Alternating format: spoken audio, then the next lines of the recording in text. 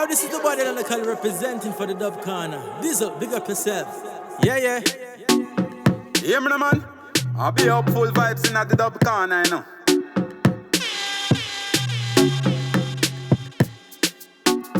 Upful Vibes is a fun and freestyle podcast focused on music business, television, books, news, and current affairs. Enjoy. Hello, Rick Elgood. Welcome to the Upful Vibes podcast. How you doing? Hi, great. Thanks, Dizzle. Great to be here. Yeah, man, you don't know. Respect. And, Rick Elgood is a world-acclaimed film director and, video specialist, Rick, you want to tell the people a little bit about yourself? Like, who is Rick Elgood? It's a very good question. I don't think I'm really definable. Right, but I'm a filmmaker. I went to art school and started out as an editor, and then I moved into directing music videos and eventually documentaries and feature films, which include Dancehall Queen and One Love. Okay, dope. And those were done in Jamaica, right? Yeah, most of my work has been done in Jamaica because once I started coming to Jamaica to do documentary and music videos, first time I came to work was in '92.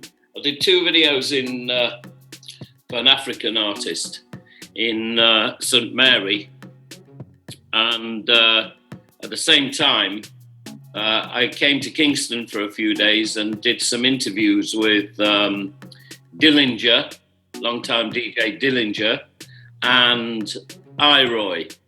Okay. I shot some little video clips with them doing playback and an interview, and then eventually showed this to Chris Blackwell, and he commissioned me and a working partner at the time to come over in '93 and '94, and we came over and shot possibly 100 interviews with old-time artists for an archive. Then during that time of shooting all these interviews, Chris Blackwell approached us and said, look, I've got a movie script here, right? Would you guys be interested in doing it? Of course, I went yes immediately, and that was Dancehall Queen. And so pretty much from '95... I never know that Chris Blackwell was involved in that. Yeah, it was his company, Island Picture Corporation from Los Angeles. I never knew. Right, and then what happened was basically from then onwards, I basically lived in Jamaica. I have a few months away, but the first year was '99, and I spent the whole year in Jamaica, and I didn't leave at all, and that was it for me. Then I pretty much stayed in Jamaica, working for myself or for various other institutions. I did One Love movie. And One Love movie had Idris Elba in it, right? Yes, that's right. Actually, it was Idris's first proper movie. He'd been in The Wire, but he'd never done big screen. So yeah, that was his first movie ever. And I understand that you're a legend. Well, you have videoed most of the greats years ago. You know that? Yeah, that's right. Yeah, but also at that time we're doing a lot of work with video and interview work with Beanie Man, Lady Saw, Luciano, and Sizzler. So I did quite a lot of work with them in around that time. I remember you did Egyptian's Olia video as well, right? Well, that was quite a bit later. I think that must have been Egyptian video must have been about 2010. would it be? Wow, you have done a lot, man. You've done a lot of music videos and contributed a lot to Jamaica's, visual look, Yeah. I can't. I mean, I can't really count how many, but I reckon I must have done about 50, between 50 and 70 music videos. No, maybe more than that. Maybe nearly closer to 100 music videos in Jamaica. Whoa, that is a lot of music videos, Rick. Whoa. I never know. I mean, I know you for a while, but I never realized that it did so much. But thinking about it, I just remember you just churning out music video after music video when we were working at G-Jam. Yeah, that's right. We were working at G-Jam, and although G-Jam did numbers of music videos. In the early time, they were really just for Alberosi, who was there. But I was doing side projects as well. I was doing a lot of videos for other people. Okay, nice. Yeah, your videos kind of have a nice cinematic look to it, though, and I like One Love. I love watching that show. It's well, you're right. I mean, I think that's the whole thing about me is that because I have a cinematic background, that's the extra touch that I bring to music videos when I shoot them. I like to look at them from and produce them on from a cinematic level and a cinematic feel to them. And that is good. I mean, because in actuality, you're trained in old school techniques, right? In terms of doing music videos, you're trained in, operating Super 8. That's what you call it, the Super 8 film. Well, yeah, that's funny. That's very funny. You should say that. Yeah, the first video that I ever did was actually a Super 8 video for a group called the Pogues. They play kind of punky, kind of Irish folk music. Oh, so you were a part of the punk scene like John. John were you who? a part of the punk scene, Rick? John who? John Baker.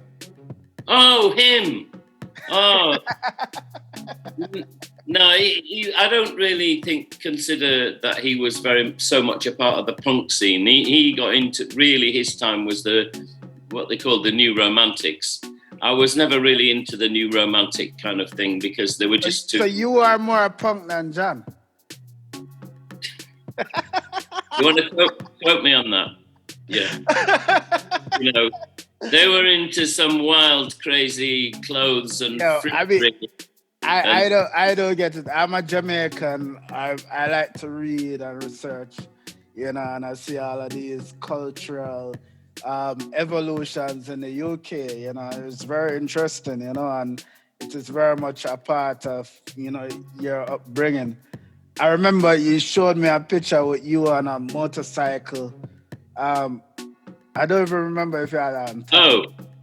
Oh yeah, that's right. Because actually, before starting to work in Jamaica, I actually went and lived in Hollywood for. I was there for about 3 years, also doing music videos. Funnily enough, and I'd say the biggest one. Well, I did 2, videos that got a lot of play. One of them was Johnny Kemp, Just Got Paid, right, which was top of the Billboard chart for weeks. And so it got, very, very heavy rotation on BET and MTV, that video. And then rest his soul, Johnny Kemp passed in Jamaica about 3 years ago. Whoa. Right? But funnily enough, ironically. But then the other one was Ice-T. I'm Your Pusher. Okay. Kind of close to the beginning of Ice-T's career, and that was terrific. It was kind of like with all the kind of gangster, West Coast gangster rappers. All the guys were in there, Red Alert, Big Daddy Kane, Evil E. Everybody came down, Africa is You never got an inquiry for Tupac or Biggie? I'd skipped Hollywood by then. I had to get out of town. It was getting too hot. Wow, yeah, I mean, I have to read. I was a kid at that time, but I read up and I say it was crazy though. Yeah. That's it. Yeah. You have so much experience in music videos. Maybe you can kind of share with us, some tips about music videos, like, how do you plan a music video? Well, I mean, it's a pretty simple process, really. You talk to the artist, you get the song, you talk to the artist about any ideas that they have, and you say, okay, fine, I'll work something out, and then you write up what they call a treatment. A treatment doesn't have to be that long. It can be a few sentences of what you're going to do, or a page, one page. Sometimes it's good to put some visual references, take some music videos that are similar in a way, international music videos to what you're trying to do. Put those links for people, to look at. Grab some images from Google Images, and that kind of give a sense of style, either wardrobe or like a mini script, right? Yeah, like a mini script. I mean, it all depends, really. It depends on how complex the video is. How complex the video is, but also down to the budget. Because if an artist's going to come up to you and just say, look here, I just have this little amount of money here. What can you do? And you say, well, I can do a thing. I'll just do a couple of shots, 2 or 3 shots here and there. And maybe a few cutaways, and there's the video, quite simple. When you're working in Jamaica, if you're going into work in kind of ghetto inner city areas, it's always good to go to the area where the artist lives, because he will have friends and people. You'll be safe, and you'll be able to bring people in to be in the video. Maybe some girls on the corner who can just do a dance thing or whatever, So on those smaller videos, you just tend to shoot some stuff and then utilize the artists, everything that the artist brings to it. If the artist wants a car, right, they've got to get the car. If the artist wants some girls line up, then he has to bring the girls. But if it is that you have to provide these things, it would reflect in the budget of the music video. It will. And although you have to get a producer to produce the music video for you, right? Yeah, depending upon the size of the video. I mean, I like to, if I'm going to do something like that, that's fine. I love it, just turning up somewhere and say, all right, let's shoot this, let's shoot that, no problem, right? But I really like the planning of a bigger music video where you can select your dancers, where you can have dance rehearsals so that they work out something well beforehand, to dance to the track, and you have good hair and makeup, and also your equipment that you're going to be using, expands. The bigger the budget, the more equipment, the different things you can have. Whether you're going to be just a handheld camera or a camera on a tripod, and then you move up to having gimbals, dolly track, drone shots. Everything like that, everything that you want to add into it, and then the budget escalates accordingly. Interesting. And this leads me to my next question: what team members are needed, and what are their roles? Okay, well, let's just start with the core for a low budget video, right? It's really good to have oneself as director. So you can start with yourself as director and you're shooting the camera. Then you can have an assistant who could also shoot camera and help you carrying the stuff around. And then it's always good to have somebody like a driver or somebody with a car. So you can just get things like food and water, or maybe go to charge up batteries or whatever you need. So that's the basic thing, I would say. 3 people can do a music video. very easily, and that assistant also runs the playback system that the artist will lip sync to, if it's a lip sync video.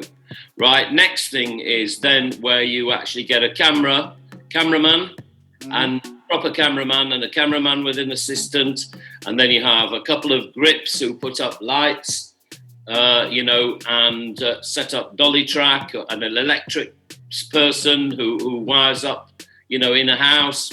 Maybe they've got to, wire into the breaker box, and slowly and surely it gets bigger and bigger, and you get a van for the people to drive around in from location to location, and then you have a honey wagon for the artist, if it's a big artist. What's a honey wagon? A honey wagon's where they take the big artists take their honeys. Oh, honey. Okay. It's like a caravan or an Airstream, one of those. I get you. All right, yeah. They hang out in there and drink their liquor. I've never heard that terminology before, honey wagon. But, they drink their liquor and hug up their girls in the van until you're not in the door. I'm going to get an artist to write a tune that say, come into my honey wagon. Honey wagon, yeah. That's dope. Interesting. That gives me a very good visual insight in terms of the people I need, and I guess, low budget. For somebody starting, it's good to start small and get the ropes of it, and, Yeah, well, the thing is that, that it's all very easy now because, with smartphone technology, the cameras are good enough on, certainly on an iPhone, which I use sometimes, to shoot a music video. If you do some, if you're careful with how you shoot it and then do a nice post-production editing job on it with color, you can make a pretty decent video shot on an iPhone. Yeah, I was just gonna ask you that question. And does it have to be a specific iPhone, like an iPhone 12, iPhone? Well, I have no problem using my old 5 SE.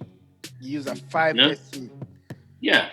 But does that shoot in 4K or that's? Yes, it does. Yeah, I set it. Oh, you have the new 5 SE. Wow. Yeah. No, I set it to HDR, and it shoots in 4K. And do you use a camera app or you use a special? No, I don't use a camera app. There are various camera apps that can help, but in this phone, it has the ability, the touchscreen ability, to change the focus. You can lock the focus somewhere, so you can get a defocused background. It also has the ability to change the exposure. So, it's not going to if you point it into the sun, it's not going to automatically shut down and then brighten up when you take it to a darker area. If you use something like Filmic Pro. No. Those capabilities. You can do that in the camera app, no? Yes. Whoa. So I don't need to get Filmic Pro anymore. No. All you do is find the spot that you want to focus on, right? Or find the spot where you want the exposure to be, right? And you just hold and you set it. There's a slider, a little yellow box, and a slider. You go up and down till it's done. And it stays. And then you hold your finger on that square for 2 seconds, and it locks everything. Rick, we're gonna need you to do a tutorial on this one day. Yeah. Sometime we can let the people know. We can share it on YouTube and thing. But that's cool. We can shoot with an iPhone. What about Android phones? Have you ever shot with?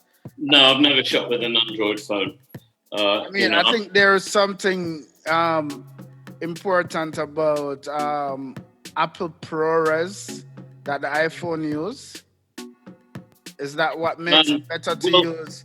Well, iPhone? I just, I have a Mac I have a Mac laptop and I have a Mac desktop. So using an iPhone, it's all compatible for me. Okay. Other people may do different things and may use PCs, but that's, my thing is Mac. All right, another question for you. Do I need to shoot in 4K? You don't need to, but you might as well, because then you have a better quality picture to start with. I mean, but, suppose I only have 1080p. Can't I just use that? Yeah, you can. Anybody can use anything. As I said, when I did my first video, it was on Super 8. And although people were shooting videos on 35mm at the time, Super 8 was fine for what it was. It's not a problem. You just have give to it that vintage look, right? Yeah, but you just use the medium for whatever purpose, Okay. Nice. Yo, this is the body that I call representing for the Dub Corner. DZL, big up yourself. Yeah. Hear me, man. I'll be Upful Vibes in the Dub Corner,